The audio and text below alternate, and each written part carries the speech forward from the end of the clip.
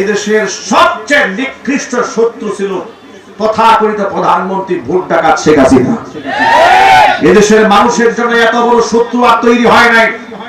স্বাধীনতার পর থেকে একক ব্যক্তির নেতৃত্বে এত গণহত্যা কার নেতৃত্বে হয় নাই? শেখ হাসিনা উন্মাদ এই পাগলের নেতৃত্ব হয়েছে। কথা বলতে হবে, ঠিক কিনা? আজকে আমরা শুনেছি তার বিরুদ্ধে মাত্র 100 খানা মামলা কমপ্লিট হয়েছে, নতুন সেঞ্চুরি হয়েছে। আমরা বলবো মামলা শুধু একটা নয়, বিডিআর হত্যাকাণ্ড শেখ হাসিনা নিজের নেতৃত্বে করেছে। সেনাবাহিনীর মেধাবী অফিসারদেরকে তার নেতৃত্বে খুন করা হয়েছে। 2013 সালে 5 মে শাপলা চত্বরে অসংখ্য আল্লাহর ওলি তাহাজ্জুদ গুজার বান্দাদেরকে বুলেট দিয়া বুক ঝাঁঝরা করে দিয়া যাত্রাবাড়ির ডাস্টবিনের মধ্যে সেই সমস্ত লাশগুলোকে তারা ফেলে রেখে দিয়েছিল। ইতিহাস আমরা ভুলে যাই না। বৈষম্য বিরোধী ছাত্র আন্দোলনে ইন্টারনেট তারা বন্ধ করে দিয়েছিল, যাতে করে ওদের অপকর্ম এ জাতি দেখতে না পায়। কিন্তু জাতির সন্তানরা গোপনে তা রেকর্ড করে রেখেছে, ধারণ করে রেখেছে। আজকে একটা ভিডিও অনলাইনে সোশ্যাল মিডিয়াতে ভাইরাল হয়েছে, আপনারা দেখেছেন। ছাত্রদের গণহারে হত্যা করে লাশগুলাকে ভ্যানের মধ্যে তারা ঢিলায় ঢিলায় উঠাচ্ছে। এই দৃশ্য আসমানের নিচে জমিনের উপরে জন্মের পর থেকে আমরা দেখি নাই। নমরুদ এবং ফেরাউনের নৃশংসতার কথা আমরা শুনেছি। আল্লাহর কসম, হাসিনার নৃশংসতা নমরুদ এবং ফেরাউনের নৃশংসতাকে হার মানিয়েছে। সুতরাং ভারত যে আমাদের শত্রু, তার সবচেয়ে বড় প্রমাণ এই দেশের শত্রুকে তারা বুকের মধ্যে আশ্রয় দিয়েছে। ভারতকে বলবো, ধারাই বানাই বাদ দিয়া যত দ্রুত সম্ভব এই স্বৈরাচারী খুনিকে কান ধরে বের করে মুসলমানদের দেশে ফিরে দেওয়া হোক, তাকে বিচারের আওতায় আনতে হবে। কথা বলতে হবে মুসলমান, ঠিক কিনা? খুনি হাসিনার দুই গেলেন, খুনি হাসিনার দুই গেলেন। আল কোরআনের আলো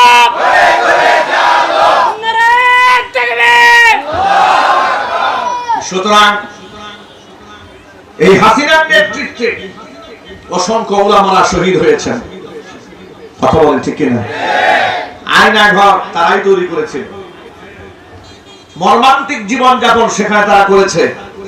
লা ইয়ামুতু ওয়া লা ইয়াহইয়া, না তারা মরতে পেরেছে না তারা বাঁচতে পেরেছে। বছরের পর বছর তাদেরকে সেই ঘরের মধ্যে আটকে রাখা হয়েছিল। তাদের বক্তব্য শুনলে অঝরে চোখ থেকে দরদর করে পানি চলে আসে।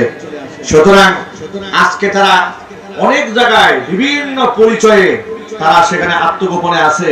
আপনাদের সামনে ভালো সাজার প্রস্তুতি তারা নিয়ে নিয়েছে, কিন্তু ওদের ইতিহাস ভুলে গেলে চলবে না। জোরে বলেন না, ঠিক কিনা?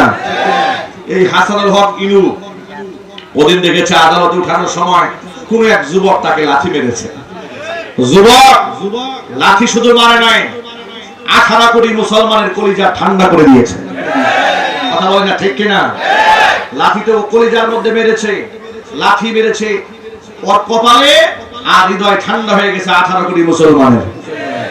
মাইনকারে এমন মাইনকে চিপাই ফেলেছে পাবলিক। সুবহানাল্লাহ কোন?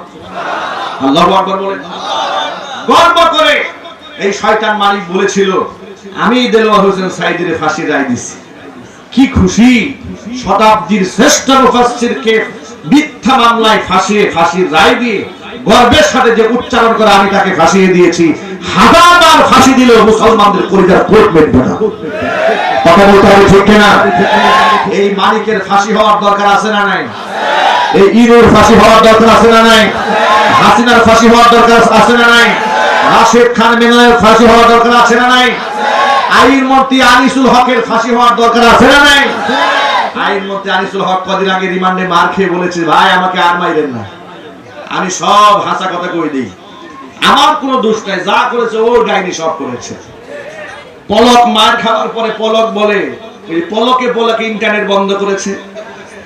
কথা বলতে হবে তো, পলকে ইন্টারনেট বন্ধ করে দিয়েছে। পলক বলে আমার কোনো দোষ নাই, আমি আগেই তারা বলছিলাম যে গদি আপনি ছাড়েন। এই কথা বলে আমি দৌড়ানি খাইছি, এই কথা বলে কাদের সাহেব আমাকে মারতে এসছে, ইত্যাদি কথা বলে পার পাওয়া যাবে না। এই জাতির শহীদদের রক্তের সাথে গাদ্দারি করা হবে যদি এদেরকে বিচারের আওতায় আনা না হয়। আর যদি এদেরকে ফাঁসির মঞ্চে মঞ্চায়িত করা না হয়, তাহলে দেশের মানুষ আবার বিক্ষুব্ধ হয়ে উঠবে। সুতরাং কে সেফ হাউসে আছে, কেউ অন্দর মহলে গা ঢাকা দিয়ে আছে, এই সমস্ত নাটক আমরা দেখতে চাই না। আমাদের দেশের সার্বিক পরিস্থিতি ভালো নয় বলে আমরা সবর করছি, ধৈর্য ধারণ করছি। বানভাসী মানুষের জন্য আমাদের অন্তর কাঁদে বিধায় আমরা সেই ব্যাপারে কোনো পদক্ষেপ নিচ্ছি না। খালি কোনো মতে আমাদের দেশের এই সাময়িক দুর্যোগ কাটিয়ে উঠতে না উঠতেই গোটা জাতিকে ঐক্যবদ্ধ হয়ে যেতে হবে খুনিদের বিচারের আওতায় আনার জন্য। আপনারা তো প্রস্তুত আছেন ইনশাআল্লাহ? কারা কারা রাজি আছেন? আমি একটু হাত দেখতে চাই। কারা কারা রাজি আছেন?